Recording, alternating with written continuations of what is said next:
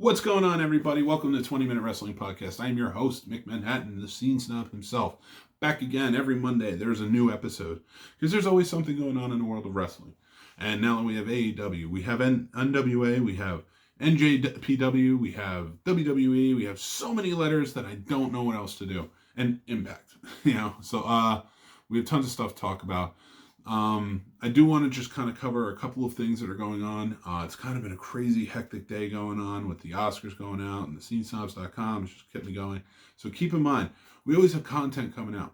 If you're a film fan, you like video reviews, things like that, we do tons of stuff, podcasts, video, reviews. We have more coming out, new shows all the time. So make sure on SoundCloud, you're hitting like and subscribe for the channel. Make sure you're hitting like and subscribe for on the YouTube channel. Follow us at The Scene Snob on Instagram, Twitter, and Facebook. And talk to us. Anything you want to say. If you have any requests or anything like that, we'd love to hear from you. If you disagree with anything that's being said or you have insights on something else, please let me know. We love it all here. So we've done some reviews as requested from different people. So, and those have gone well, older pay-per-views, stuff like that. But with that being said, first thing I want to talk about is AEW. They are crushing right now in the ratings. And it's sad to see NXT kind of dwindling and going down, but I think I've talked about this in the past. WWE just doesn't seem to have the faith in it, higher ups in WWE. So,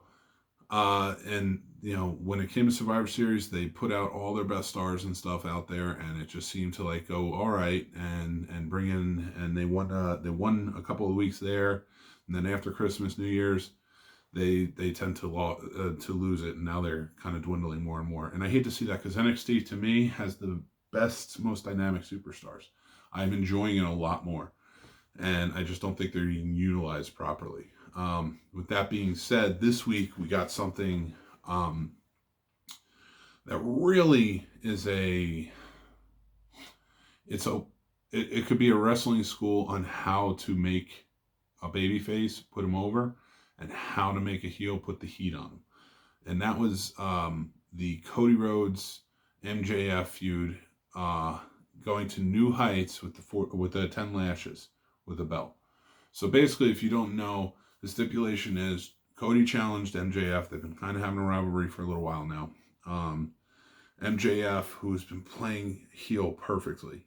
He's probably the best heel in the business, and he's fantastic on the mic. I wouldn't say he's the best on the mic right now, but he's 23. I mean, give him 8 years. He's going to be solid. He's going to be perfect, and I hope he stays a heel the entire time.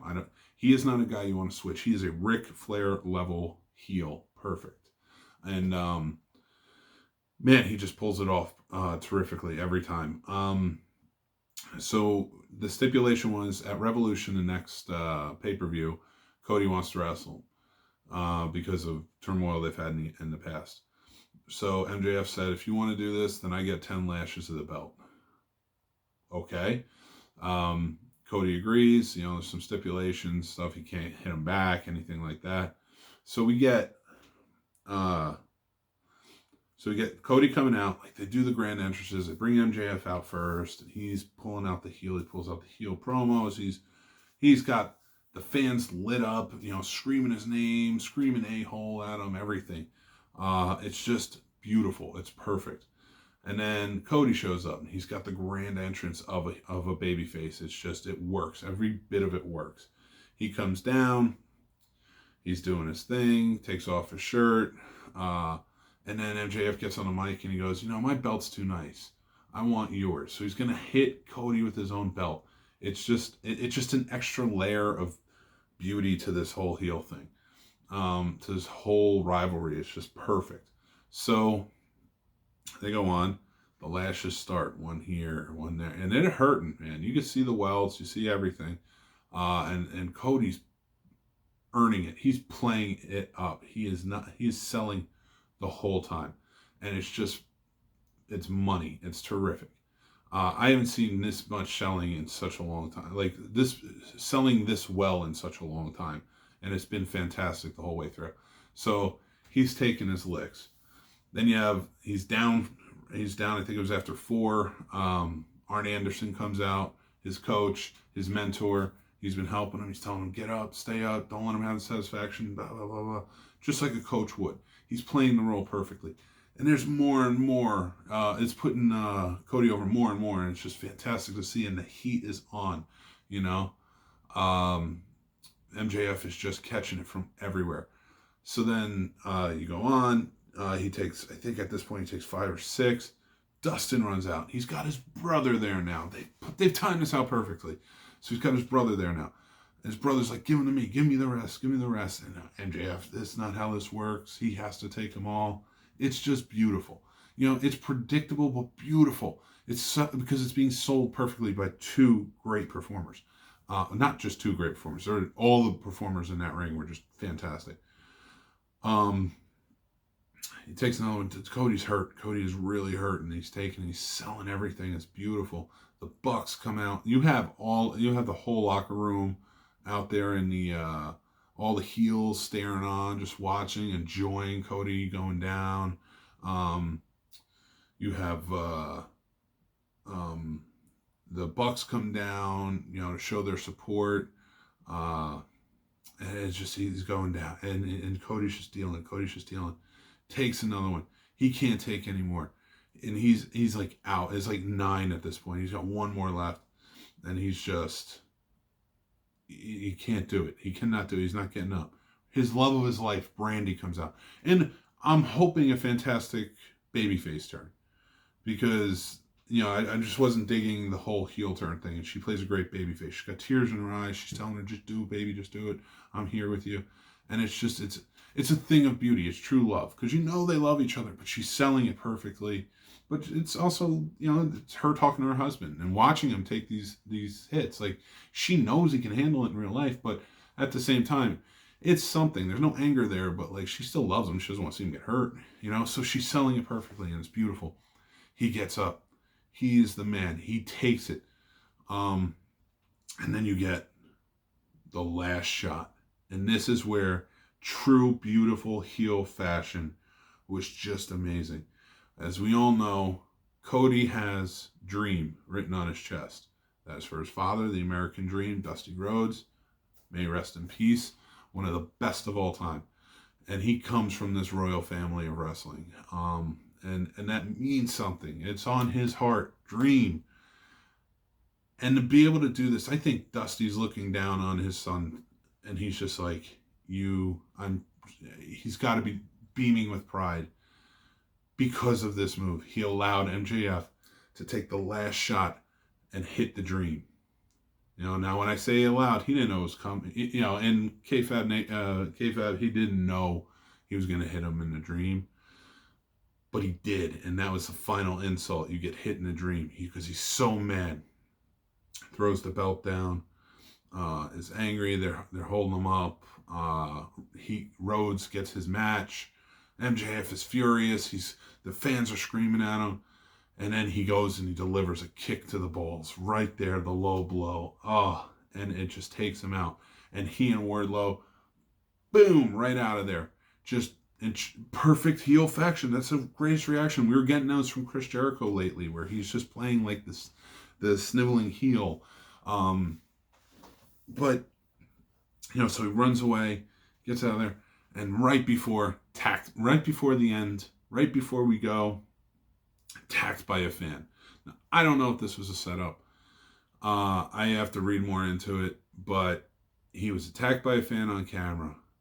And if this wasn't a setup, then that's a testament to how good MJF is. If it was a setup, that's a testament to how good all of them are in their planning. That is true beauty. They all deserve, you know, it's Oscar week. Let's give them Oscar awards for their acting. It was just fantastic. And it's been the best thing in wrestling setup. I can't wait for Revolution now. We still have 2 weeks. And next week, Cody has a cage match against Wardlow. I mean, we still have more to this rivalry before we get there. And they've already made it. I cannot wait to see this match. I cannot wait. I'm going to buy the pay-per-view. I was going to buy it anyway because I have to report on it. But now, as a fan, I'm like, I want this. I want this more than anything else. I want to buy this pay-per-view. And that's the thing. That leads me into my next topic, going into the last 10 minutes or so of this 20-minute wrestling podcast, is they've set it up so beautifully. I have to buy this pay-per-view.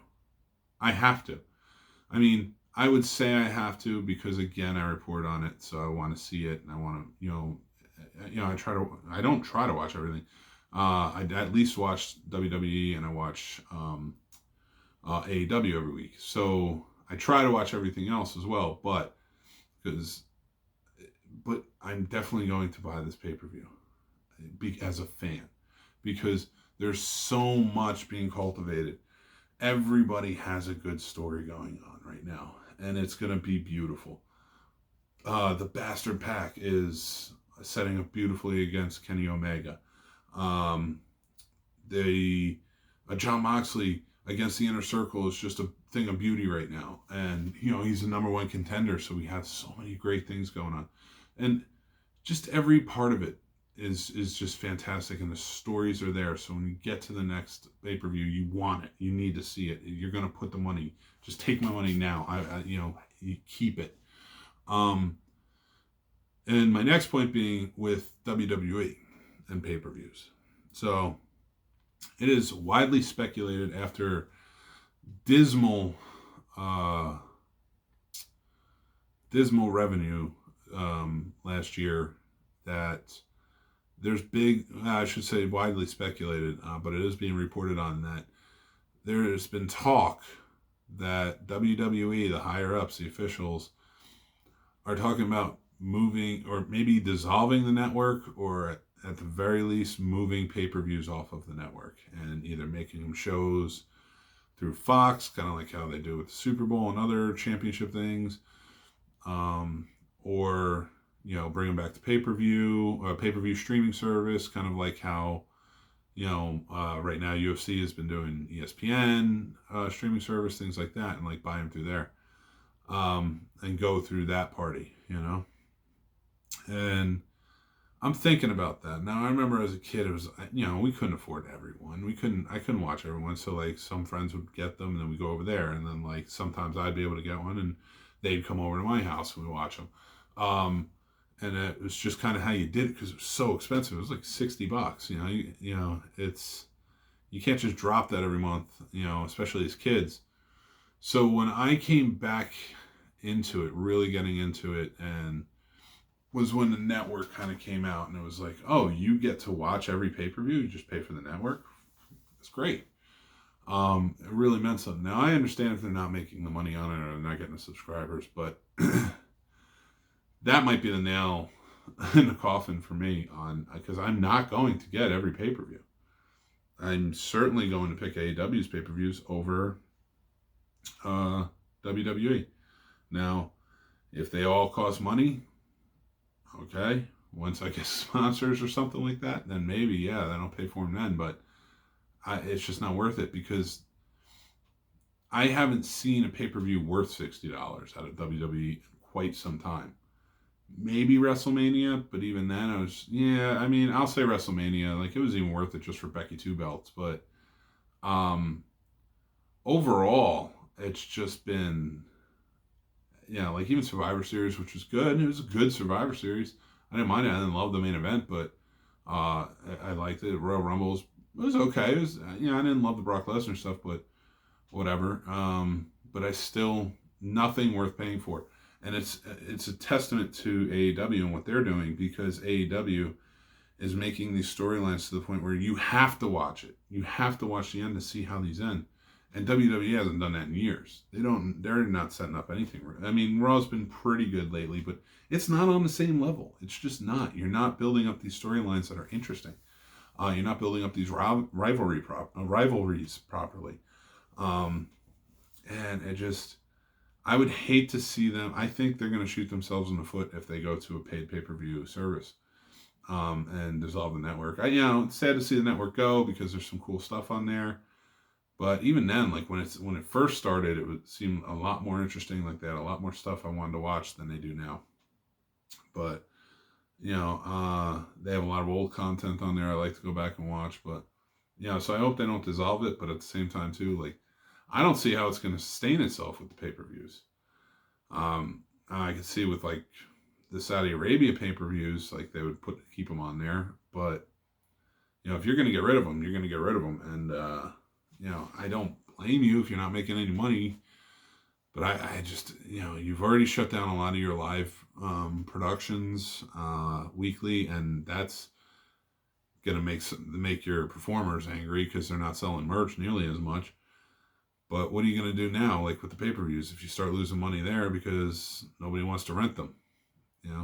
It's food for thought. I mean, at least think about it. Like, at least with like going to Fox or something like that, you have something. There's a free way for people to watch it, and you can just sell to advertisers and things like that, and that wouldn't bother me. I mean, we all watch Super Bowl, don't we? We all watch all the other championships with the commercial breaks. So, if they did it with but I just don't know how that's going to sustain itself either. I mean, I guess it would have to be packages, but isn't SmackDown what like Fox owns, which I would assume is that's where they go to, or are they going to go to USA? How's this going to work? I don't know. I'm sure we'll hear more and more as it comes out, but I kind of wanted to speculate on it a little bit, and because I'm feeling it, and like I cannot wait. I'm burning sensation to get to Revolution to see what happens with all of these stories. But with WWE, then I start hearing this, and it's like I might never watch WWE pay per view again if it costs $60. I don't know that I would get it. I don't know that it's worth it to me, and I report on this stuff, so we shall see. Hopefully they start building up better storylines to get us there. I really hope that it will be the case.